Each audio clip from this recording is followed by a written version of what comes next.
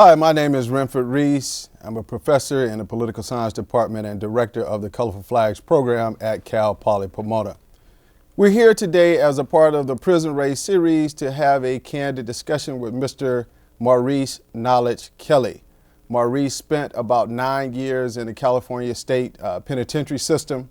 I want to talk to him about his past, his present, and his future.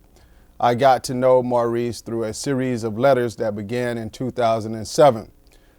With those letters, he sent me his essays, his short stories. And I must say that those short stories were insightful, engaging, and riveting. And so we're lucky to have him in the studio with us today. Maurice, thanks for coming. Thank you, Mr. Reese, for allowing me to be here. So tell us about your background. How did you, tell us about your story. How did you grow up? Where did you grow up? I grew up in the Imperial Courts housing projects in Watts, California. And growing up there, I have a big family because my mother and father, they both are from that area.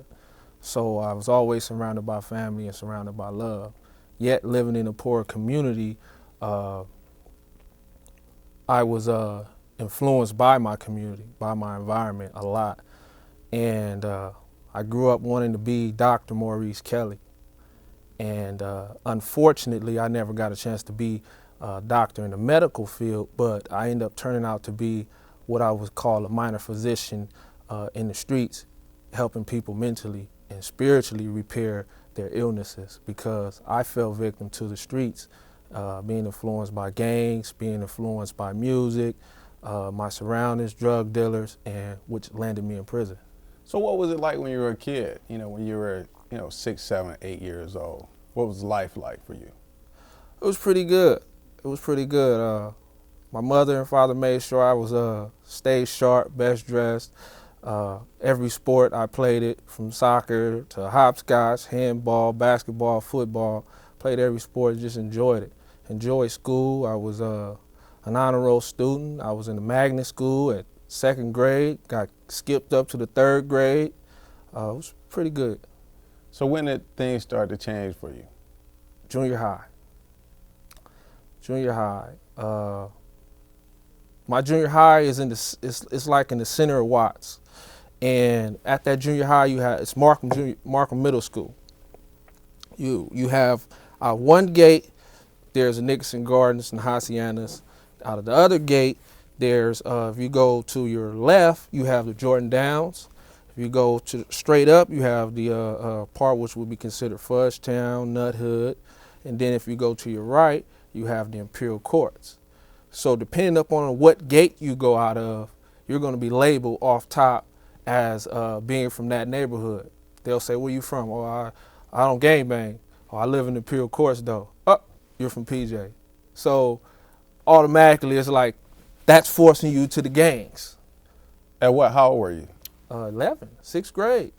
That was like gladiator school, fighting every day. They run in your classroom, socking you up. It was on. Right. So what about your teachers? Did you have good teachers? Teachers that cared?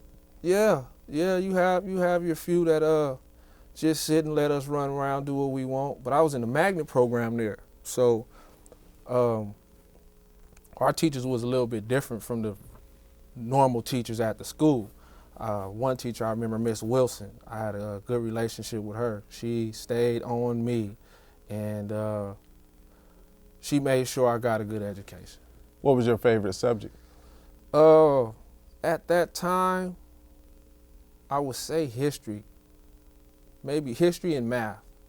Right. History and math. Did you have any mentors, any coaches that mentored you? No. My coaches and mentors was in the projects in the neighborhood, so-called big homies. And some I would label that because at one point in time, certain individuals, if they caught us ditching school, they would like sock us up and check us. Why you ain't at school? What you doing over here? What you trying to act up? You got that from a few big homies in the neighborhood. Okay, so tell me, what was it like in your household? My mother loved me. She treated me well. My father treated me well, but I don't believe that I got enough attention that I deserve, because when it came down to things like me playing sports, I got enrolled, but when I look out there in the stands, I didn't have nobody out there watching me. When it came to practice, nobody was taking me to practice. I kind of grew up on my own. And with that, not getting that sense of attention, that kind of forced me into paying more attention to the streets. So when did you get involved in the streets, in the gang life? How old were you? At 11, actually in elementary, we was kids thinking that we was gangbangers, throwing up the set and things of that nature. But when I started going there, 6th grade, it was like, this is me, this is a part of me. I'm a banger now. So at 12, I started selling drugs, sneaking around, selling crack, trying to get a few dollars so I can make sure I keep the latest shoes and the flyest gear to keep up with everybody else. And so you were selling crack when you were how, 11, 12 years old? 12 years old, I sold my first piece of crack. Who allowed you to sell crack at 12 years old? Nobody allowed me. If they would have caught me, I would have got beat till blood came up out of me. But I started sneaking around and stealing drugs from family members and going out selling it. Right. And then so what, did you just get deeper and deeper into the gang world? Yes, yes. As I got older, started getting more rebellious, started liking girls and wanted to be fly with them, so I had to go harder in the streets. I wasn't necessarily more of a staunch gangbanger. I was more like the player hustler type guy, but I did my banging too. It was a multitude of different things. So when you say banging, can you define what banging means? Banging is basically battling against your own so-called enemies, wearing hood colors, throwing up flags, going out terrorizing your community and other people's communities under the umbrella of this is my set, this is my neighborhood, and this is where I'm from. So, I mean, at any point in time, did you think that this was counterproductive or irrational? In a sense, I did, but it was glorified. The music that I listened to, I heard words about things that I see around my community. Drugs, murder, repping the set, shooting. I seen that every day. Everybody that I looked up to was a drug dealer or a gangbanger. They go to prison, they come out, they on swole, and they're a celebrity. Like, oh, so I want to do that. All right. So tell me about the gang set. So if, let's say in this room right here, in this studio, we had 10 gang members from your gang. What gang were you a part of? The PJ Watts Crips. Crips, okay. So let's say 10 of your buddies were in this room. What type of atmosphere would it be? What would be going on?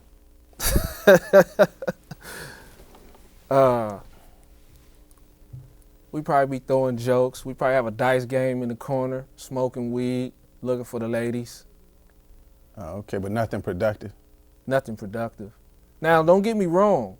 You do have some great people that came up out of there that has actually done some productive things. You do have some positive people over there, but it's like 5% in battle with the 95%. Okay, Knowledge, this is what I'm trying to get at. So you got 10 of your what you call your homies in this room. At any point in time, did anyone say, hey, you should go to class. Hey, we should graduate. Hey, we should get our GED. Hey, we should go to community college. Hey, I want to be a doctor. Hey, I want to be a scientist. What did any of that type of conversation go on in the set? I was the person that was saying that in my circle. I was the person that was doing all of the positive things. I went to high school, graduated. Everybody that I grew up with the exception of one person, dropped out of school early on.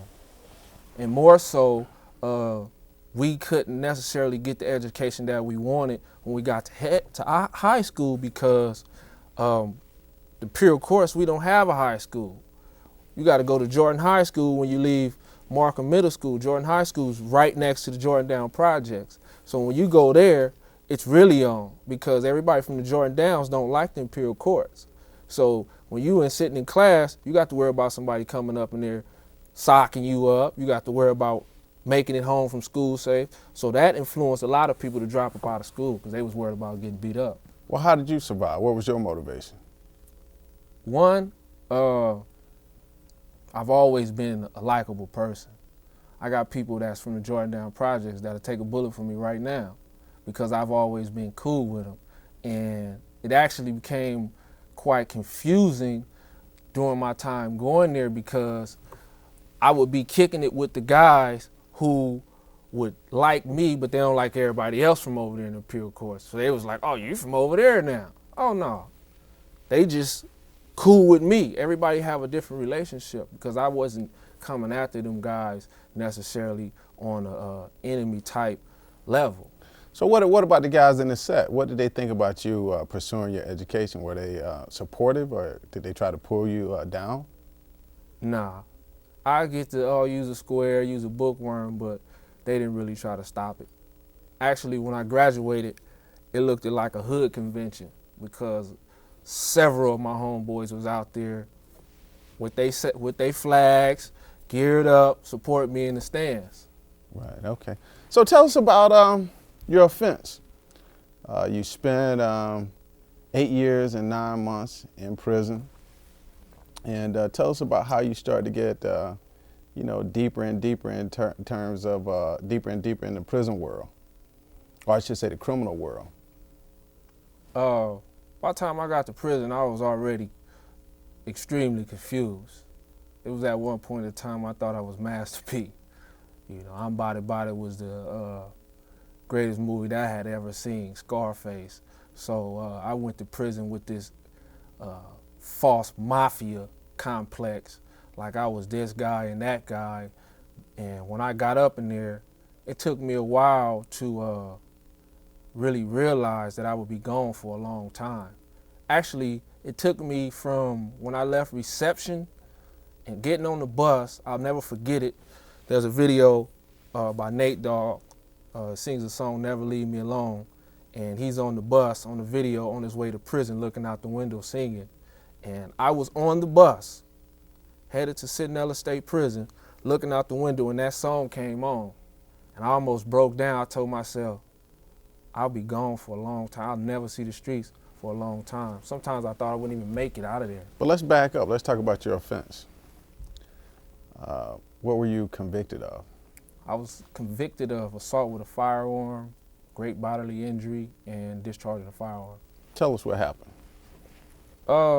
Basically, I had some problems with a brother in the neighborhood.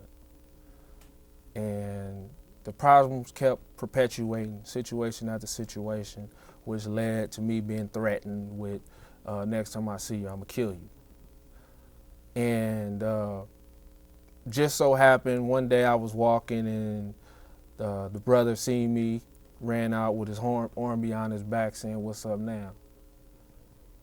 Me, I'm a street dude. What's up now? You got your hand behind your back. I think you got a gun. So shooting happened. I ended up in prison. Okay.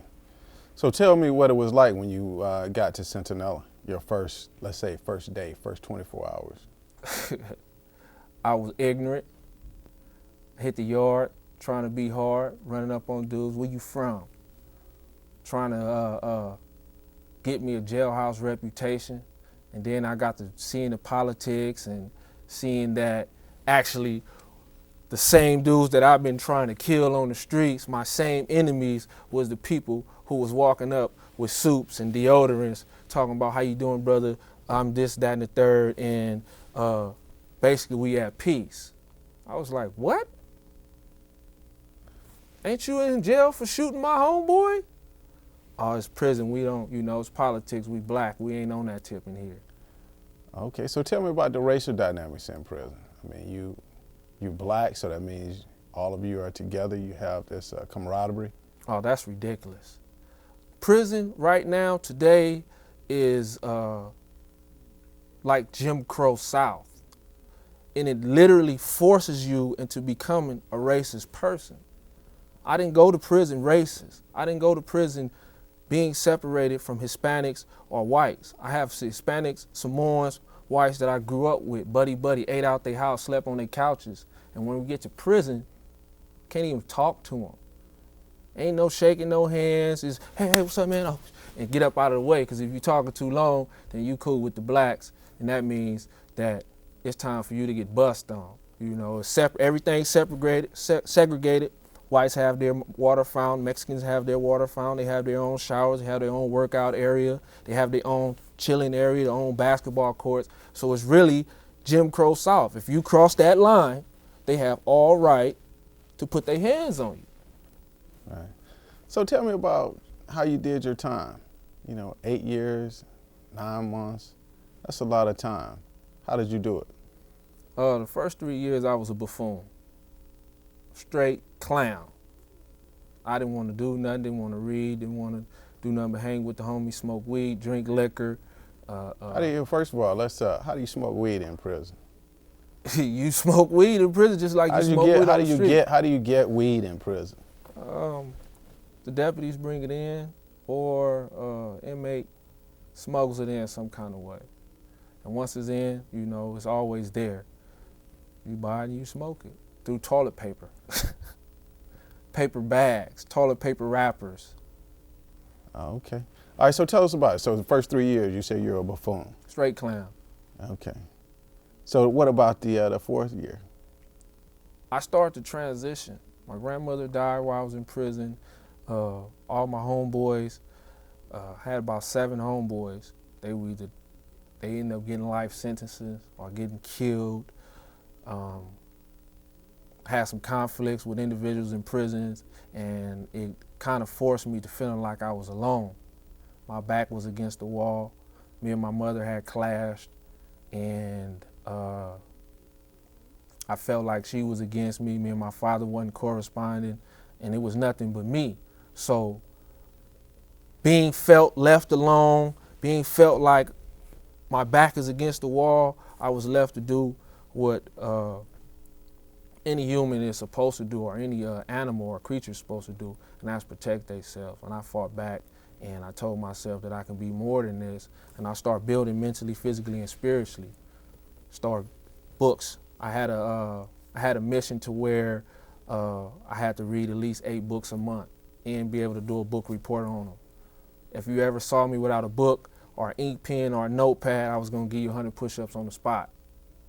And I suffered a lot of ridicule doing that, but I continued on because I had dropped down all my armor and all the false bravado about what it's like to be a gangster supposed to do this, because I had seen that everything that a gangster's supposed to do was actually buffoonery, which was what I was doing.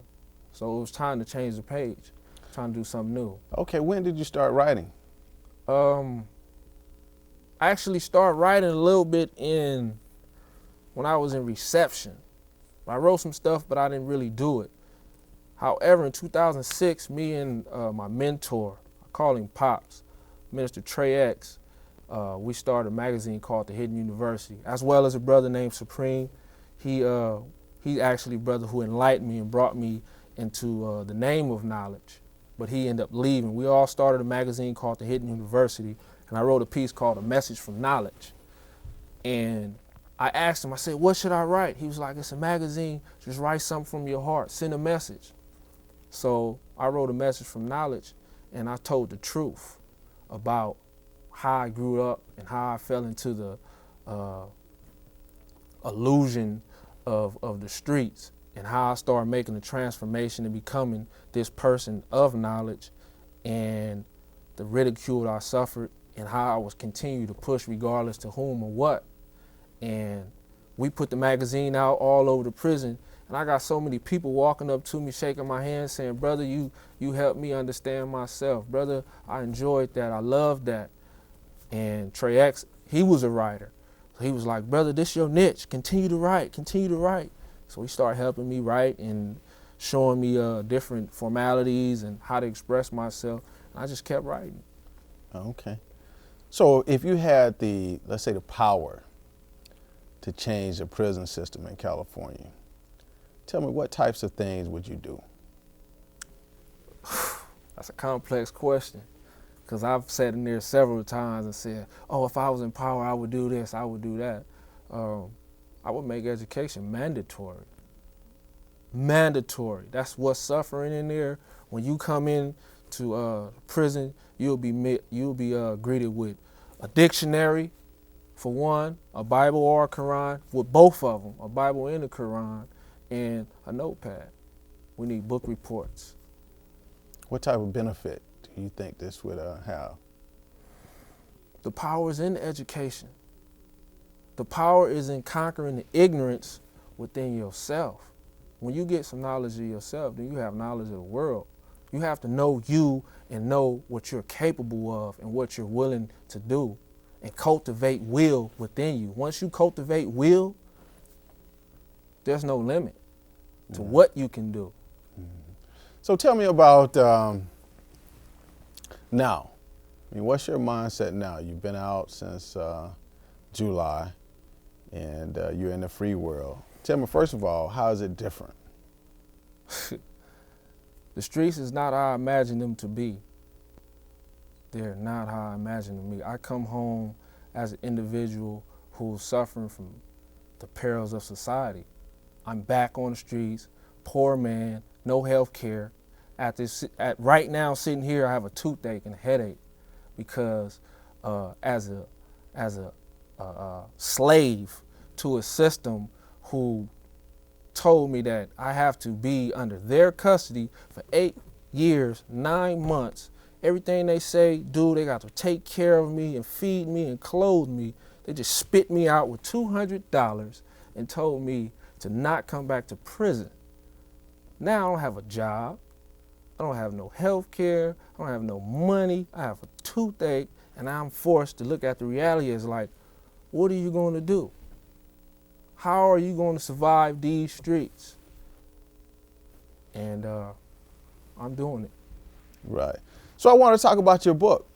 I had you write a short story for one of my classes. I taught a prison politics class a couple of years ago, and the short story that you wrote was absolutely riveting. I mean, it was one of the best short stories that I've ever read, and that's no exaggeration. So I want you to tell me about your book. Tell us about the theme of the book. Well, the theme of the book is to teach. Most people, black men, shall I say, in prison, a lot of them, when they say, oh, I read, what are you reading? Oh, I'm reading Terry Woods, or I'm reading Thugalicious, or all these urban books, and then in the urban books, they reflect the rap music. They're just poison. Everything is the same. You're talking about the drug dealer and the shootings, the killings, and there's no message in it. So I came with those same type of stories, but I'm giving a message. I'm giving the truth through my eyes, and to wake these people up.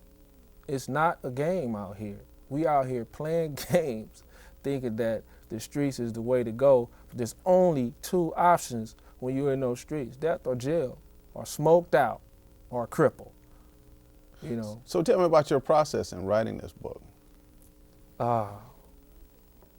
In writing this book, it was a lot of pain and anger. A lot of pain and anger, looking at the system, how it was, the peoples around me, the battles that's going in within myself, and writing was my liberation. I had to shut down. There'd be days I'll be in the cell with my pen and the pad, with my music on, jazz music, and it's just writing, because I'm trying to get a message out. I'm trying to teach. Right. So tell me, what would you tell someone who is from your same community, African American, same type of home situation, same type of aptitude, cognitive capacity that you had? They're 11 or 12 years old. What type of message would you give to them? I'll first tell them, everything that you see is an illusion. Do not bite into this. Do not. I actually speak with children at a youth center, and one kid, 13-year-old, I'll never forget it, This brother sat there, he was upset that he could not go and do what he wanted to do at the youth center. The young man told me, I would rather be in prison than to be on the streets right now. It almost broke me down. I actually called somebody in prison that's doing life without parole and had him talk to him because I didn't really know the words to tell him. Only thing I could tell him was stop being stupid. Because you're not really ready. What you asking for, you're not really ready for. That's what's going on the streets. All this, I'm a killer and I'm with this and I'm with that. It's all false bravado. They don't really want what they're asking for. So I want you to just spend a couple of minutes and tell us about your aspirations. What do you want to be doing? What do you see yourself doing in 2 years? In 2 years, I'm trying to be the Russell Simmons of the West Coast. But with publishing, with this book. I have some great ideas. I have some books. I have about 4 or 5 books already written, ready to go. I want to attack the system. It's time to change the system. I just sat in a town hall meeting Friday with Assemblyman Isidore Hall, and all these people, Lee Baccas and the director of probation, and all these people talking about what they're going to do for inmates being released, the 45,000 that's about to be released to California, and their projections of what's going to happen. And I'm sitting there like, this is philosophical banter, and it's rhetoric, and it's BS for the simple fact that I'm living it. Right. We need health care for these inmates, and they're going to be focused on this, and I'm living it, and I want to just stand up and tell them, stop lying to us. Right. Truth needs to be told. Right. Knowledge, I want to thank you for coming to the studio today. You have a powerful story. I like the way you think. I like your consciousness, and you're able to connect all of the dots. And I wish you well in the future. I want to be here to help mentor you and help guide you and help see you sustain your dreams. Thank you for coming in the studio. Thank you for having me here, Mr. Reese.